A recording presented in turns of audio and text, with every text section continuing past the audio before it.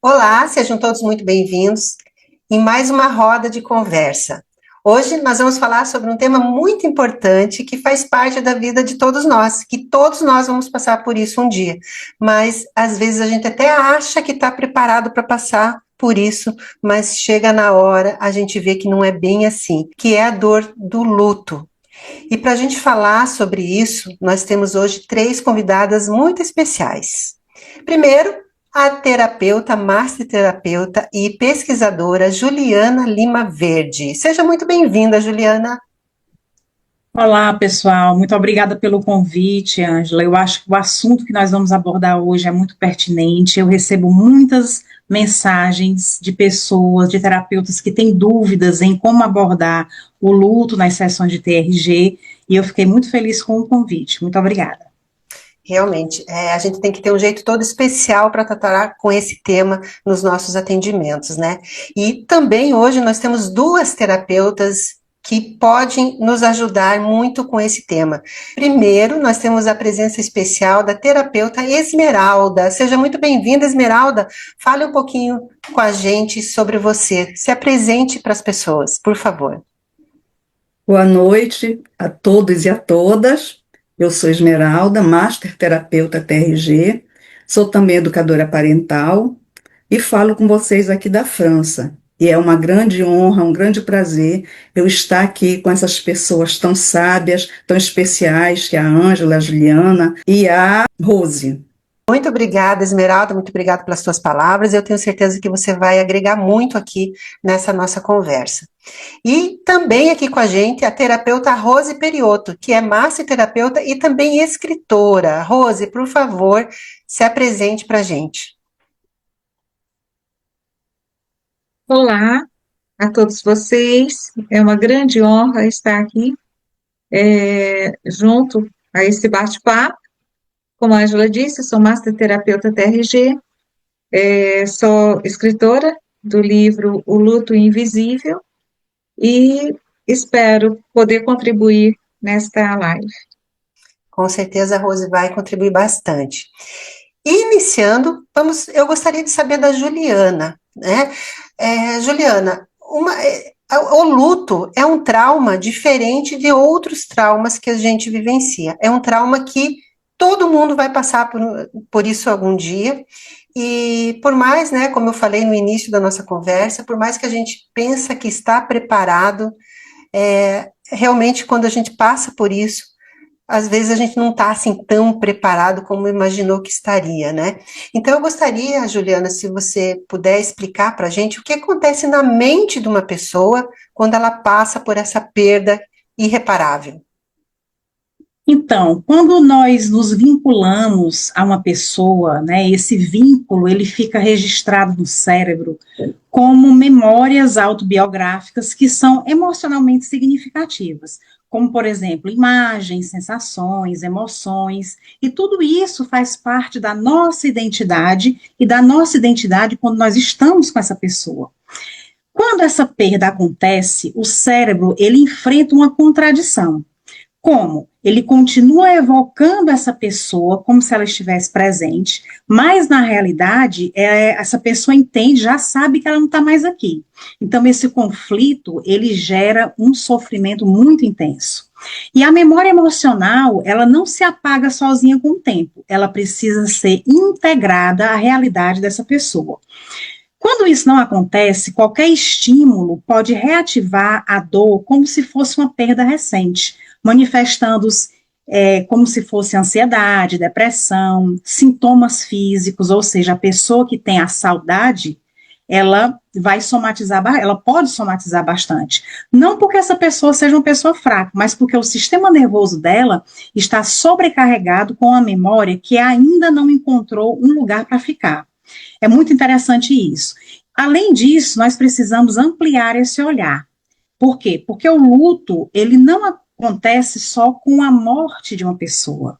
Por exemplo, uma separação conjugal, ela é um processo de luto. O fim de uma amizade também é um processo de luto. Quando a pessoa perde um emprego, ou perde uma fase da vida, ou perde um sonho que ela que ela teve não conseguiu realizar, tudo isso pode ativar o mesmo processo de dor e de reorganização do sistema nervoso internamente. Então, o que define essa intensidade não é necessariamente quem você perdeu, mas o quanto aquela presença estava entrelaçada com a pessoa que você é ou era, tá? Entendi. Juliana, você falou uma coisa agora que me chamou bastante atenção, das memórias, né? Então, a pessoa perdeu uma pessoa querida, perdeu uma pessoa ali que tinha aquele convívio diário com ela. Aí, quando ela aciona algum gatilho, quando ela passa por uma situação que ela lembra de como ela estava com a pessoa que ela perdeu, isso faz com que, na memória, ela reviva aquela perda? Exatamente, ela pode reviver essa perda. Agora, depende muito do tempo em que essa perda ocorreu.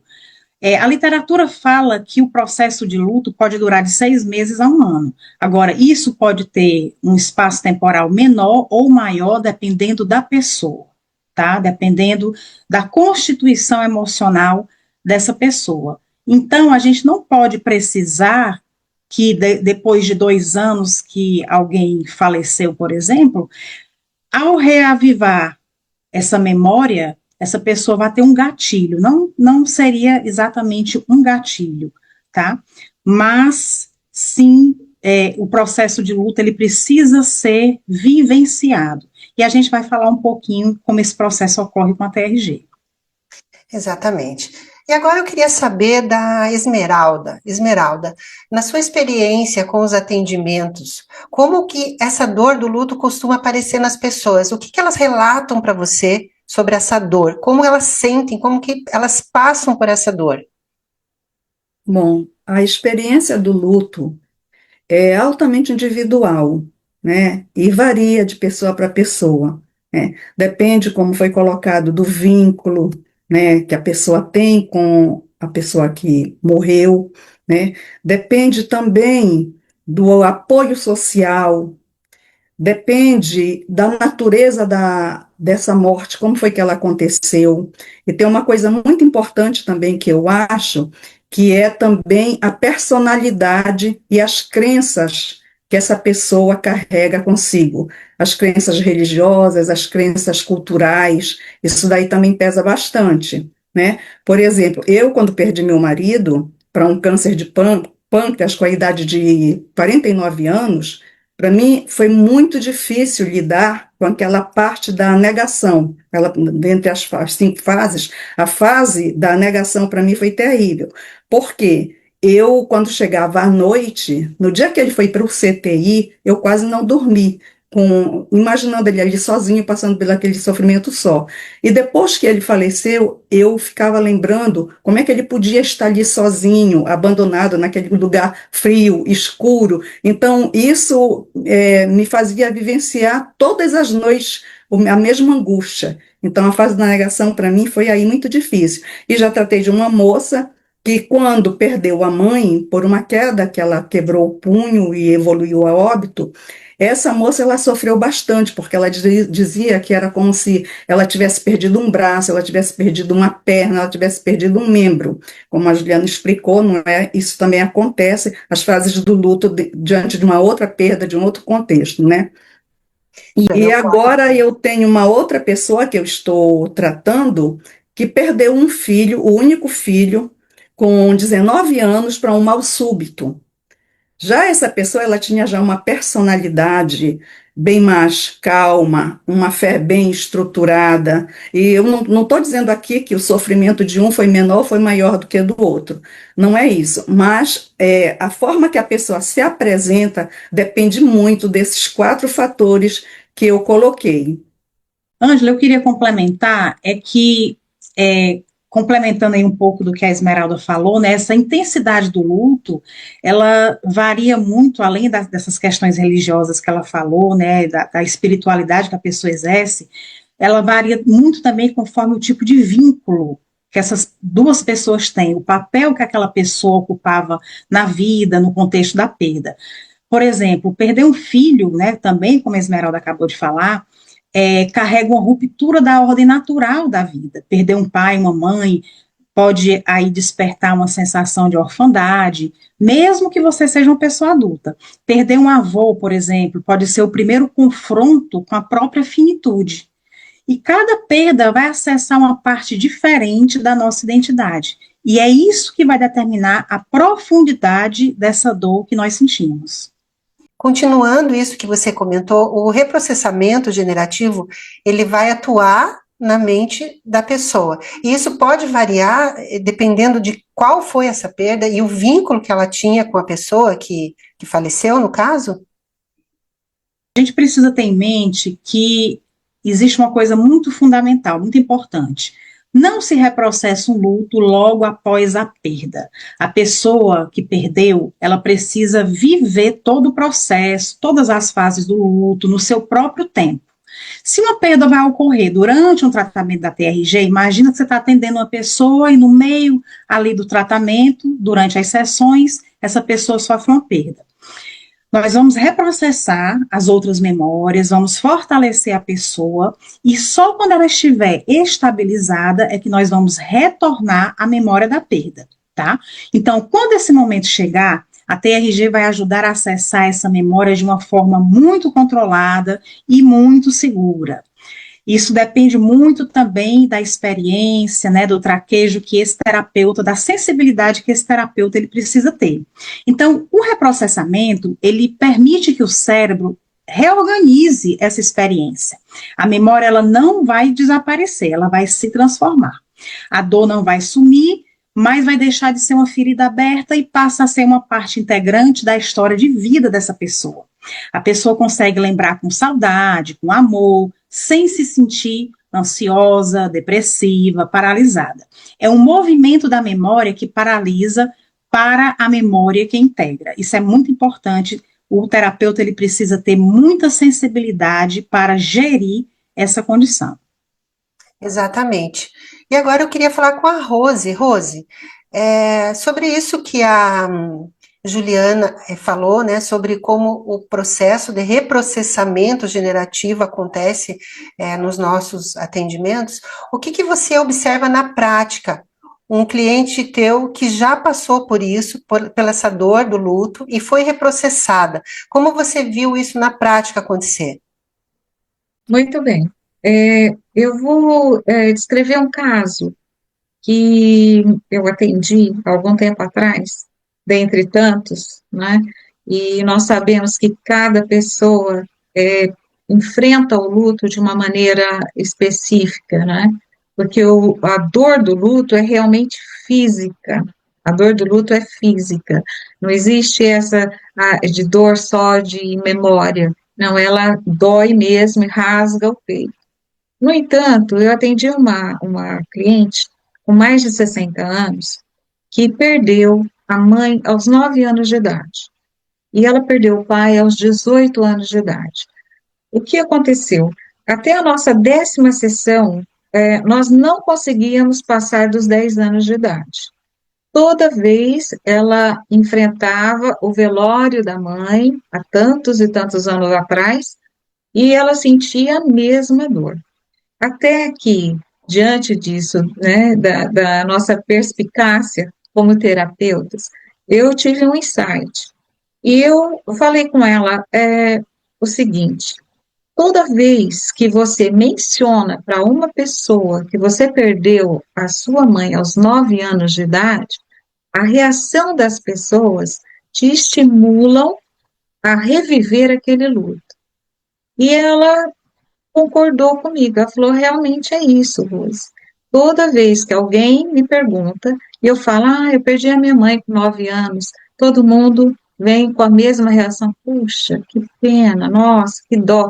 E ela tinha que reviver aquela mesma dor.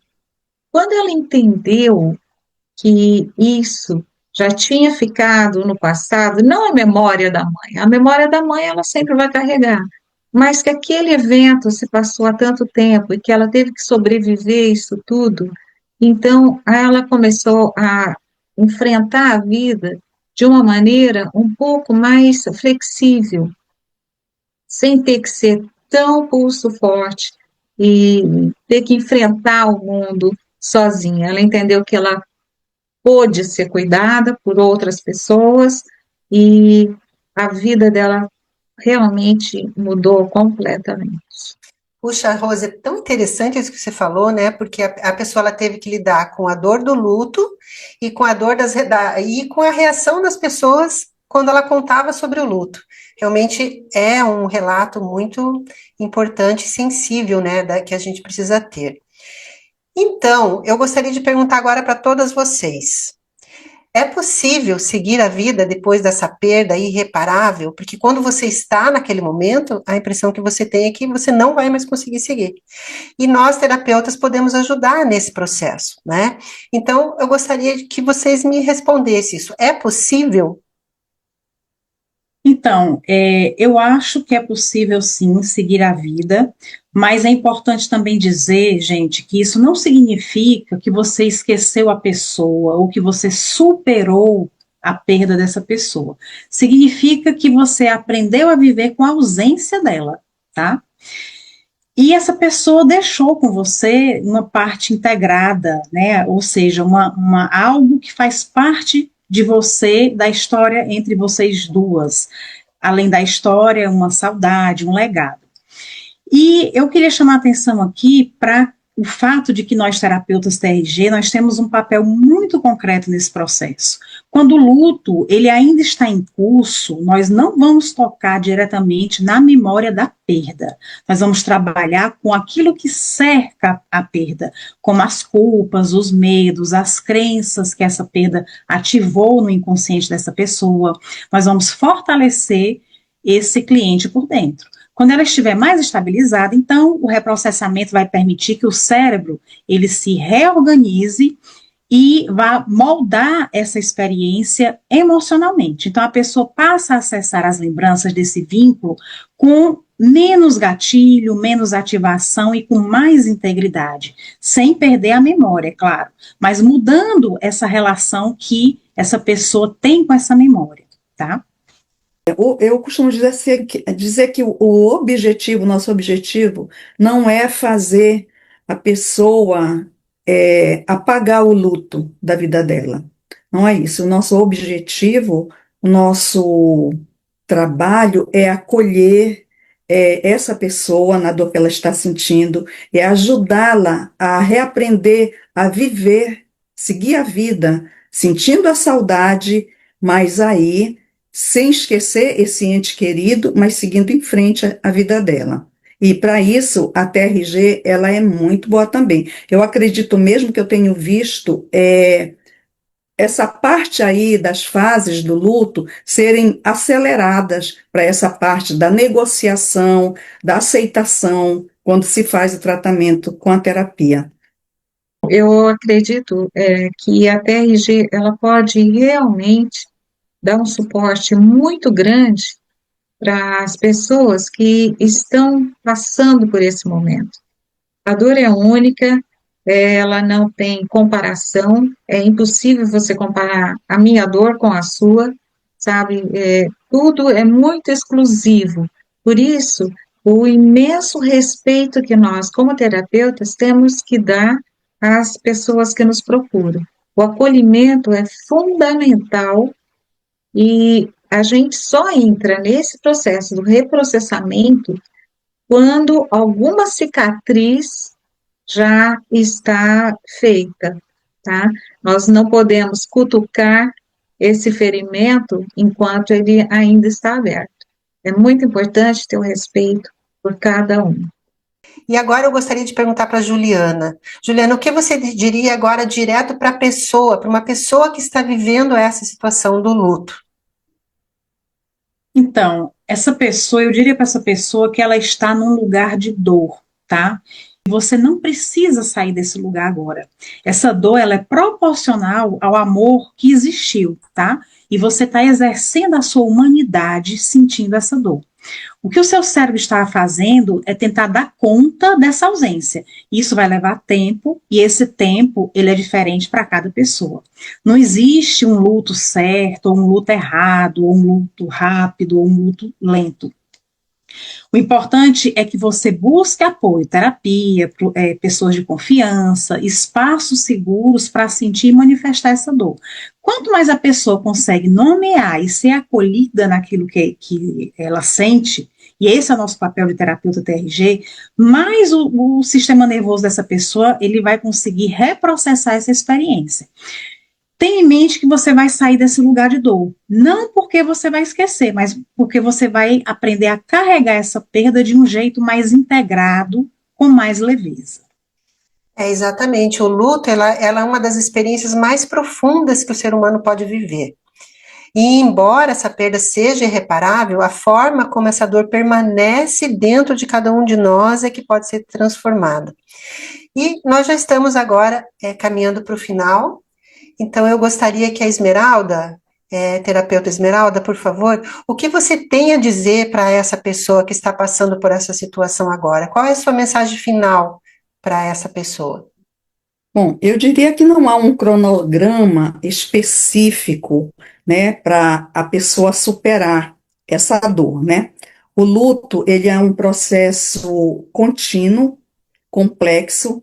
Então, cada um vai viver da sua maneira. É muito importante que essa pessoa passe por todas as fases. Nem todo mundo passa pelas 5 fases que todo mundo conhece. Eu, pelo menos, não passei pela fase da raiva, né? Já uma das pessoas que eu atendi passou por essa fase, queria processar o hospital, queria processar os médicos, culpava tudo e todos, né? Então, você viva a sua fase, você viva a sua dor, né? Procure grupos de apoio na internet, no YouTube tem muitas pessoas, mães, pessoas que perderam os seus entes queridos e que se reúnem para se apoiar umas às outras, né? Então isso eu acho assim muito importante, porque não tem uma linha de chegada clara, né? Ah, começou aqui e aqui vai terminar. Não, isso vai depender de uma pessoa para outra, mas com certeza também tem que ter cuidado com as pessoas que fazem comentários. Ah, ele agora está num bom lugar. Tem coisas que não se deve dizer para essas pessoas, né?